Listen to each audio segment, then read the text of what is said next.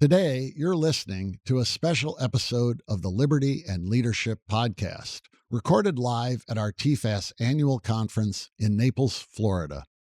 In this conversation, I had the pleasure of speaking with two impressive young TFAS alumni who are on a path to becoming future leaders, with plans to attend law school and embark on exciting careers. Stay tuned for more episodes featuring insightful conversations with the incredible speakers who led sessions at this year's conference.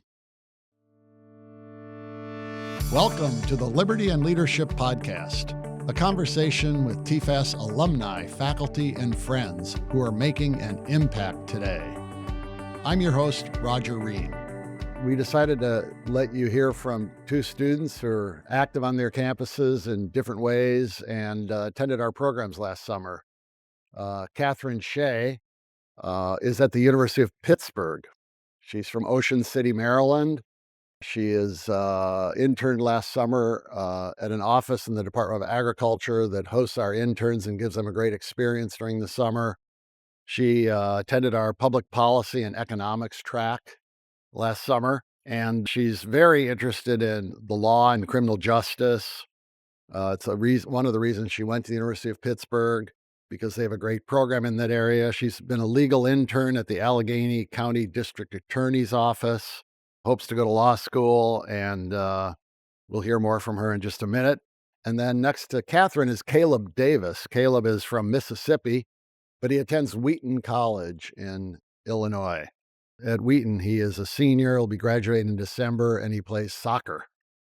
He was a Teague Scholar last summer, came with the benefit of a scholarship from the Randall Teague Scholarship Fund that we have at TFAS. So thank you, Randy.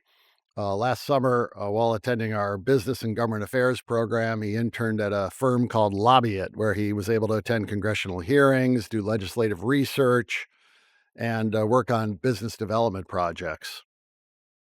He hopes to go to plans. I don't say hopes. He is going to law school after he graduates. In fact, he's going to be doing some travel in Europe this summer and then taking the LSAT and then make his law school plans after that. So it'll be quite a thrill to have a conversation now with Caleb and Catherine. Well, did I miss anything in introducing you, Catherine? Tell me a little more maybe about your plans post University of Pittsburgh. So after I am graduating from the University of Pittsburgh, I do want to jump straight into law school. My intention is to work a little bit in prosecution, so criminal justice, and then moving on to the policy side once I'm able to identify some of the major issues that we're dealing with. Obviously, every system that we're working with in government has its flaws and its issues, and I want to help make that change. What are you going to be doing this summer? So this summer, I'm going to be doing a fellowship in Rome while also taking the LSAT, so a little bit busy. But I'm really excited to learn a little bit more about a criminal justice system outside of the U.S. because I do believe it will make me more analytical of our system, and it's an issue with norms. We tend to look at our own systems and think that that's what's expected and what has to be. So I hope that looking at the Italian criminal justice system will allow me to be more critical of how we've developed our system. Now, Caleb, you are playing soccer at Wheaton and active on campus. You've got plans kind of laid out, but talk a little bit about that. Yeah, so like you mentioned, I plan on enrolling in law school in the fall of 2026. I'm ideally looking to do a dual JD and Master's in Public Policy program. I hope to end up on the East Coast, somewhere in the DC area. It's kind of the goal as far as law school goes, and then we'll see where my career takes me after that. I think last summer I really realized with TFAS, I love our government, I love our country, and I want to be in DC, absolutely. But I realized my true passion, yes, policy is great, politics is great, but my true passion is for people. And so I can definitely see myself in public service at some point in my career, long term down the road.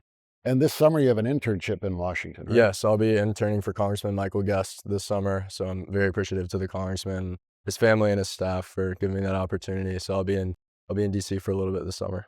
Before we talk a little more about the campus climate and some of those issues, what's one highlight from last summer that kind of sticks out? I mean, as I think most people here know, you took some courses, you took a course in economics, I think both of you.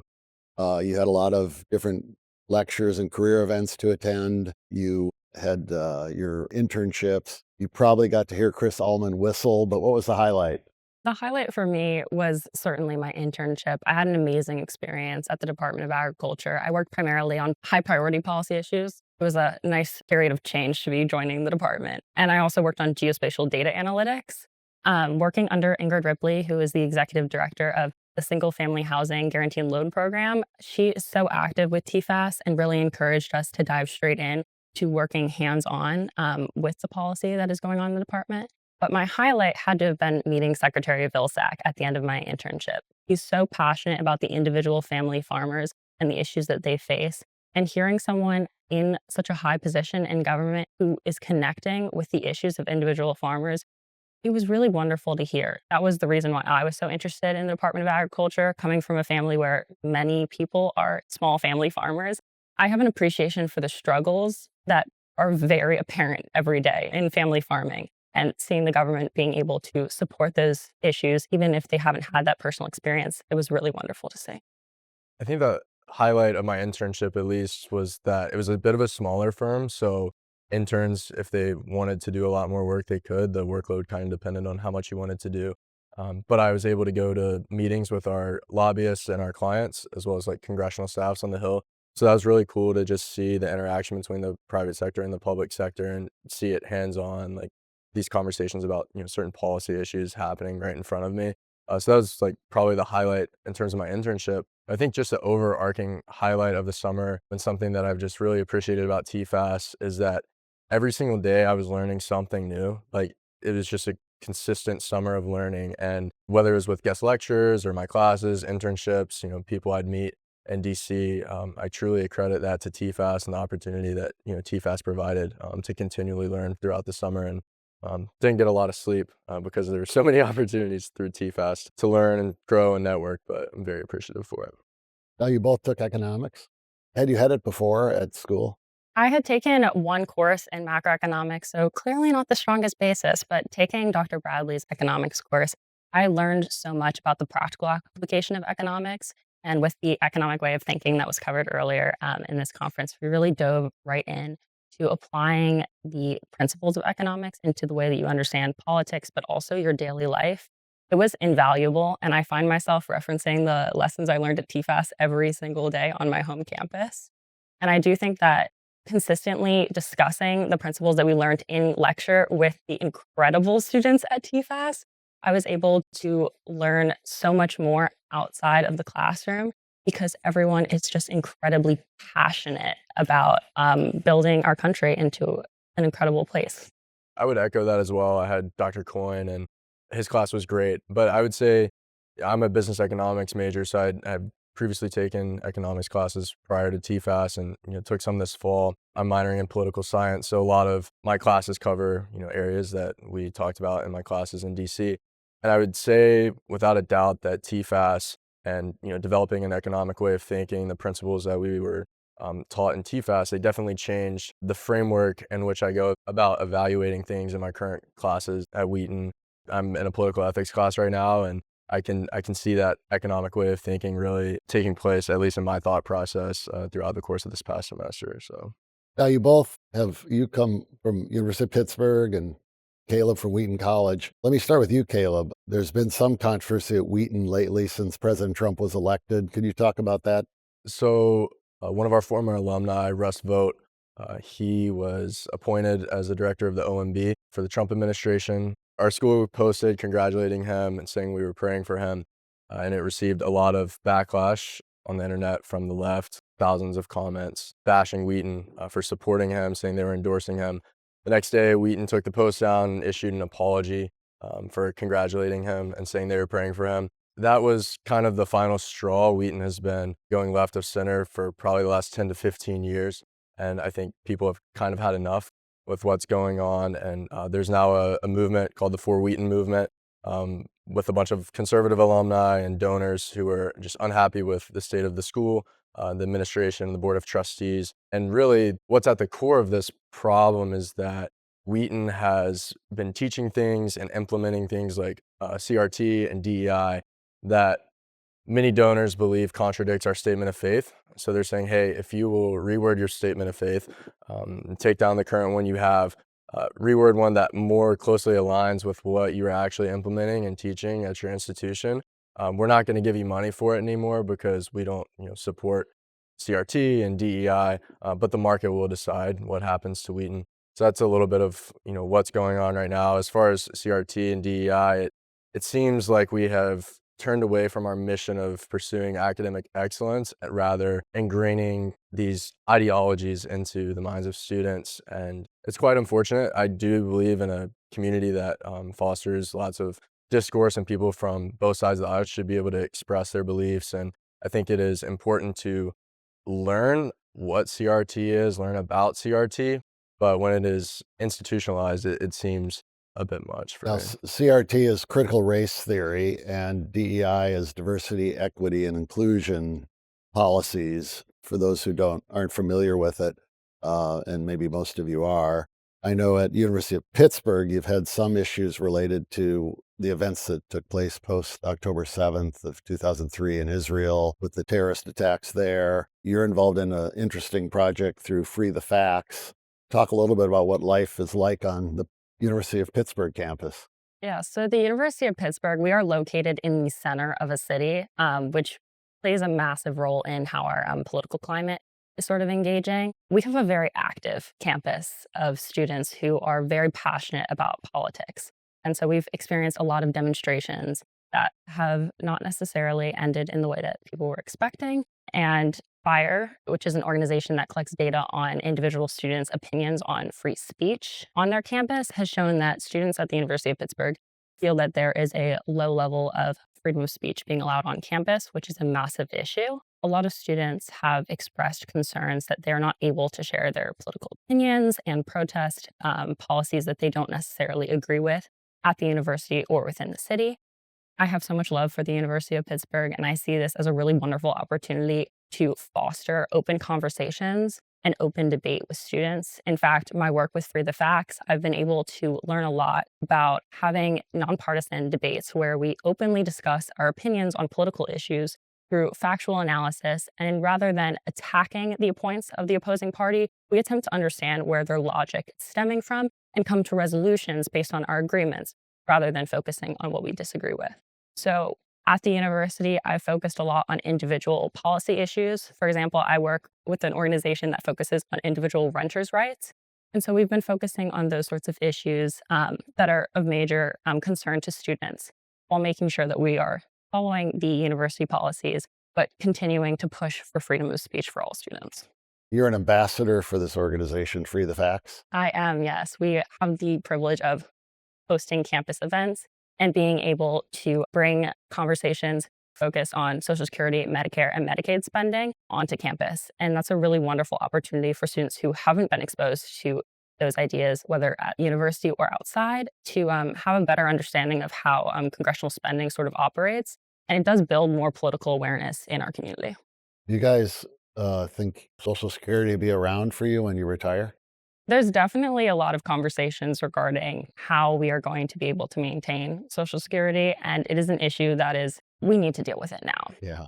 We cannot wait. We don't have the time.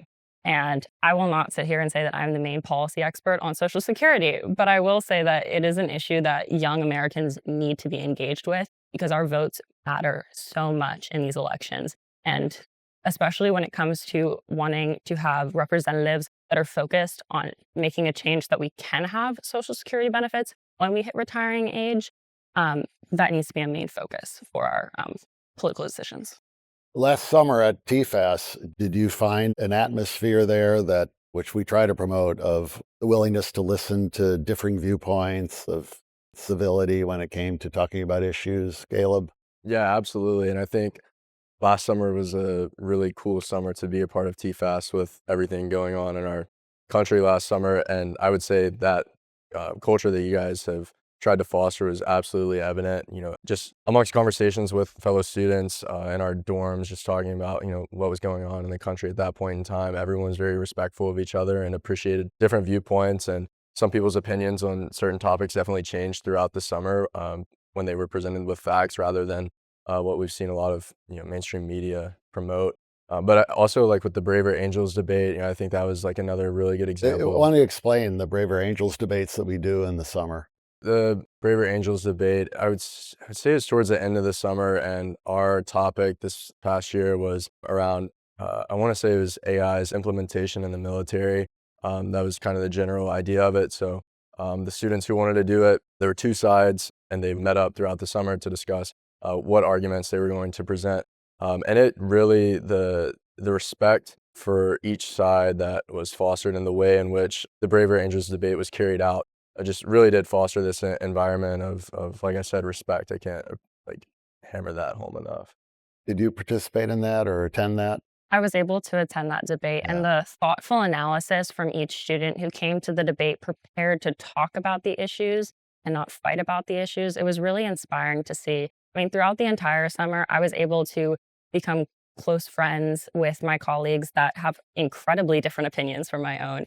And those daily debates where we were fighting for our opinions, but also attempting to understand the other side, it was a really impactful way to not only learn about other people's opinions, but challenge my own. Because as a young academic, it's very important to be open to the idea of other perspectives and changing your mind.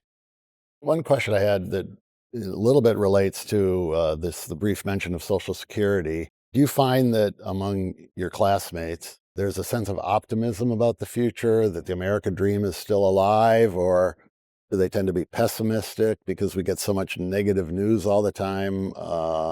And both parties are always harping at how everything's going to hell. And what do you find, Caleb? I was just having this conversation with my roommate last night, and I think for those of us who are involved in the political system, the DC world, those of us students who want to get there eventually and care about making a change, I would say we are optimistic because I think we truly do want to see change in our country and we want to be at the forefront of that. So I would say we are optimistic, but I would say people who aren't as educated on the political state of our country today, I don't really know if they're pessimistic about it. It's kind of like they're indifferent almost. Apathetic. Yeah. But I would say for myself, I'm excited with the future of the country. I think for all the donors here today, I can't thank you guys enough for all that you have done for TFAS, pouring into the next generation, because you truly are investing in the future of our country. TFAS is raising up great leaders, and you should take confidence in the fact that great leaders will continue to lead in our nation because of TFAS today. I found in my university there certainly is a little apprehension about the American dream. There is a fear that that may not be a possibility, but that doesn't change the fact that there's hope that it may be. I think that my experience with TFAS allowed me to engage with many students who are so powerfully ambitious and ready for the future. And the work that is done throughout the program on focusing on career development and also allowing us to open our minds to the American government and all the different parts of our government system, it really allows us to create a more detailed picture of what our personal future might look like and what the future of our country might look like. So I think that the opportunity to be a part of a program like the Fund for American Studies and all of the work that you all do to allow that opportunity, it really does make an impact on our ability to become strong leaders. I've noticed slightly over the past, decade, I'll say, maybe not even that long, that the students coming to our program are very serious. They're career focused. They're coming to kind of sample different possible career paths they might take. And so we offer them a lot of opportunities to go to what we call career focused activities, to have a lunch with Chris Ullman, for instance, for those interested in communication, or Kevin Seifert if they're interested in, politics and policy, and different people in different professions, people from embassies, international organizations. And the students are really interested in learning what's this career path like and what's that one like. You guys came already kind of determined, but do you sense that the students, the classmates you had, are all they are ready to go out and change the world, and they've looking at how can I best make a difference? How could I make a career for myself in a particular field?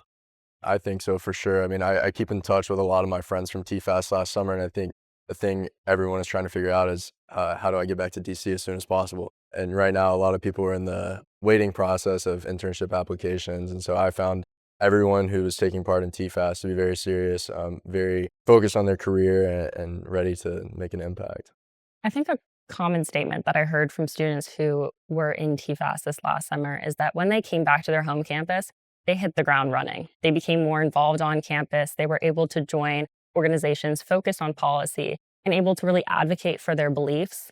I know that personally, one of our meetings at the Association for Prosecuting Attorneys, where I was able to meet with Sasha Betty, really encouraged me to work at my local district attorney's office. It's an opportunity I would have been apprehensive to join. It's a very serious workplace, and I was nervous to apply for such an incredible position. But the encouragement from someone in TFAS really pushed me to explore options and understand that our horizons are very open as young professionals, and you just have to take that leap. All of you attended a all-institute lecture by Mitch Daniels, and I don't know if you'll remember the details of his talk, but it was a pretty sobering. Mitch Daniels used to be on our board of trustees. He's now a trustee emeritus, and he came out and he gave a very sobering talk about the buildup of debt and the deficits and what he sensed was a coming financial crisis because of the failure of our leadership in Washington to deal with the deficit spending. And it was kind of a warning to your generation that you're going to have to solve this problem that we're leaving you. We've failed. Our generation has failed. It's going to be left to the rising generation to deal with the problem of financial collapse in Washington with government, and interest on the debt is exceeding defense spending, and the entitlements. Nobody wants to touch the entitlements. Is that something that, students are aware of, you think? Maybe through the things you're doing at Pitt, you're talking about it, but in general, are students more, say, apathetic, like you mentioned, and just going through without any thought to these big problems overhanging our country? I would say in our poli-sci department, we're very aware of it because it comes up in a lot of our discussions throughout class. And I'd say students who are not focused on poli-sci or international relations, they're aware of it. I don't know how much it actually impacts their day to day, but I would say for those of us, in the poli-sci department, we absolutely are very aware of it and care deeply about it. I think that in my experience with students, I find that people that have the knowledge, like we were shared from Mitch Daniels, are excited to change the course of our spending issues. Obviously, it's a very difficult issue and it's not going to be a simple problem to solve, but that's part of why we all are interested in government and political science. It's because it's difficult. It's because we don't exactly know what we're jumping into, and it's going to be a challenge. And I do think that TFAS really pushes us to be ready for those challenges and to build those skills. So all the students coming out of the Fund for American Studies are really ready for facing those challenges. Well, great. It's good to have students with us, and I'm glad we had a chance to have a conversation with two of you. I do want to open it up to questions from our audience here in Naples at our donor conference. So I see microphones in the back of the room. There's Joe Stars and Shane Mazzella. So raise your hand if you'd like to ask two of these bright young people who are going to be leaders in the future some questions. I see one over there. My name's Thomas. I did the summer program this summer as well with y'all. I would love to hear about your favorite day from the summer, just like a 24-hour period that you won't forget. I think that one of the most interesting days I had with TFAS was when we went down to the House floor and were briefed by two members of the House. That was one of the most incredible experiences, but I was able to start my day with a conference at my work. And I was able to hear from a lot of the executive directors and the people really involved in the USDA that are working on some of the major policy issues. So I was able to engage in some of those conversations and learn a lot more about sort of how the department is run, because it's a massive department. There's a lot of moving parts, and it is always interesting to sort of dive deeper into understanding what's going on. And then following that up with being on the House floor, it's a pretty incredible experience and something I will honestly never forget. For myself, it was definitely the day of the congressional baseball game. That morning, I was able to meet one of my senators from Mississippi, and then that afternoon, we went to the Capitol Hill Club for a pregame reception, and was able to talk to Steve Garvey, who was running for Senate out there in California. But also the same day was the Vivek Ramaswamy lecture. And I guess I tell this story to say, I was able to talk to Mr. Ramaswamy after, about AI and the future of AI in our country and the ethical impacts of AI. But then that night at the congressional game, I met Speaker Mike Johnson. And so in that day, I met some very powerful people in Washington and very influential people who I have a lot of respect for. And at the end of the day, I was just like, I'm 19 years old and just talked to four like amazing people. I don't really know how this happened, but it was that I will never forget that day. That's for sure. Did you go to most of those Capitol Hill lectures, or I did, yes, Yeah, sir. I really enjoyed them. They were very insightful. The COVID-19 ones were very interesting and thought-provoking, to say the least. I really enjoyed it. And even with Vivek Ramaswamy, I thought he gave a very great speech that seemed to be pretty bipartisan. And I liked something I really appreciated was that he called out flaws in both the Republican and Democratic Party, because, I think there are flaws in both. And he did a really good job of articulating specifically, with the Republican Party, what we should be looking at, post Trump era. We have a Capitol Hill lecture series funded by the Einhorn Family Foundation in Milwaukee, and we schedule 4 or 5 lectures on Capitol Hill. Senator Rand Paul's office usually can reserve a large room, a Senate hearing room on the Hill, and we send an invitation to every congressional office on Capitol Hill. All 435 House offices, all 100 Senate offices, plus to all our students. And we'll get 2, 3, sometimes up to 400 interns in Washington to come to these lectures. And Vivek Ramaswamy did one. Last summer it was packed. It was standing room only. We had people in the hall watching it on monitors, but we also had Rand Paul gave one of the lectures, and Jay Bhattacharya gave a lecture and talked about how he was treated at Stanford when he raised questions, scientific questions about how we were responding to COVID. We've had Marty McCary, a lot of very interesting lectures in that series that you're referencing, Caleb. Are there other questions? I see one in the middle here. My name is Natalia Miguel. I go to Florida International University, and I graduated alongside y'all this summer within TFAS. You mentioned that after completing TFAS, students hit the ground running on their home campuses, which I completely agree with. Can you share some of the initiatives and projects or leadership roles you've taken on since your summer with TFAS? So I joined Free the Facts as an ambassador right after leaving TFAS. I was able to obviously work on a lot of events with them and get more involved in bipartisan debate. I also joined the OCC Honor Society and became an ambassador for them, which encourages students to work on career development outside of the classroom. It's definitely an emphasis on building up leadership qualities in younger students. So I was working on encouraging freshmen and sophomore students to sort of jump to college and enjoy all of the opportunities that we have on our campus. And then I also started my internship at the Allegheny County District Attorney's Office right when I joined in. Being a student athlete, it takes up most of my time. But when I got back to school, we recently just launched a pre-law society. So I just got involved with that, and I'm really looking forward to being involved with it throughout my last 9 months at Wheaton. But I would definitely say recently with the controversy on campus, that's where I've probably had the biggest involvement and most influence amongst my peers, just cultivating positive conversations about what's going on campus right now and trying to educate people on factually what is actually happening. I think we have time for one more question, if there is another question. What can people of the older generation do who are too old to come to TFAS? What can we do other than doubling our contributions to TFAS? Triple it.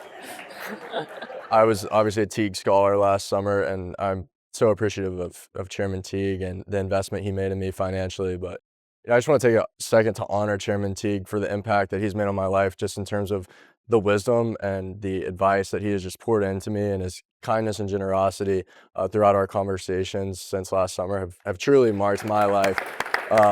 So seriously, I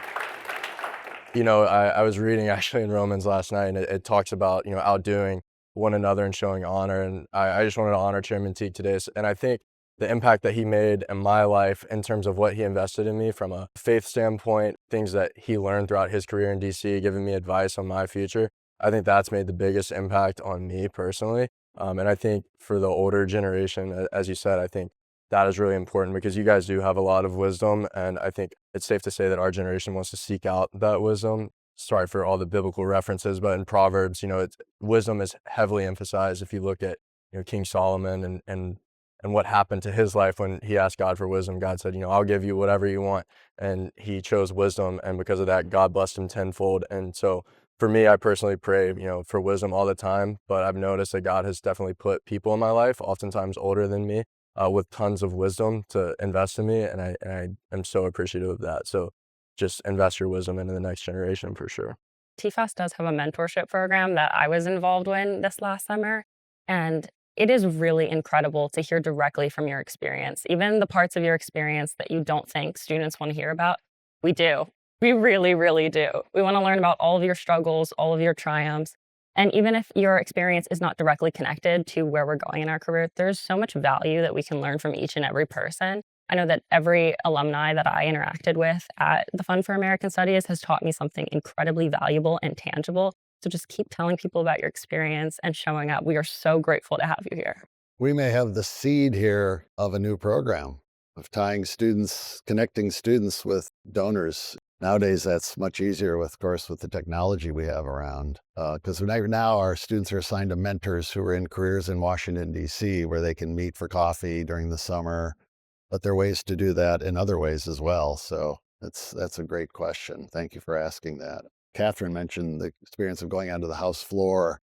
And I don't know if it was mentioned yesterday, but Congressman David Kustoff, who was with us, and Congressman David Rouser from North Carolina, both alums of our program who are serving in Congress, host the students on the floor of the House of Representatives. We go early in the morning because we have to get there before the House goes into session. We can't accommodate all the students because the security process to go to the floor is a long one, and it's a long line they go through to get screened. But they get to sit on the floor of the House, where congressmen will be sitting in a few hours, where world leaders like Winston Churchill and American presidents and Václav Havel and others have spoken to Congress and to the American people, and get briefed by members of Congress. It really is a thrill. I try to go as often as I can with the students, and you can't get enough of that opportunity to be on the floor of the House. So I'm glad you brought that up, Catherine. That is a special opportunity. They also go, of course, to briefings at other important government agencies and think tanks and places around town during the course of the summer. We offer a monument tour one evening where they go to the Lincoln Memorial, the Jefferson Memorial, the Washington Monument, and other sites. And occasionally they have a few moments free to go to museums like the Smithsonian and others, but we do keep them pretty busy. Thank you so much, Caleb and Catherine. Appreciate you being with us for this. Thank you. Thank you for listening to the Liberty and Leadership Podcast. If you have a comment or question, please drop us an email at podcast@tfas.org. And be sure to subscribe to the show on your favorite podcast app and leave a 5-star review. Liberty and Leadership is produced at Podville Media. I'm your host, Roger Ream, and until next time, show courage in things large and small.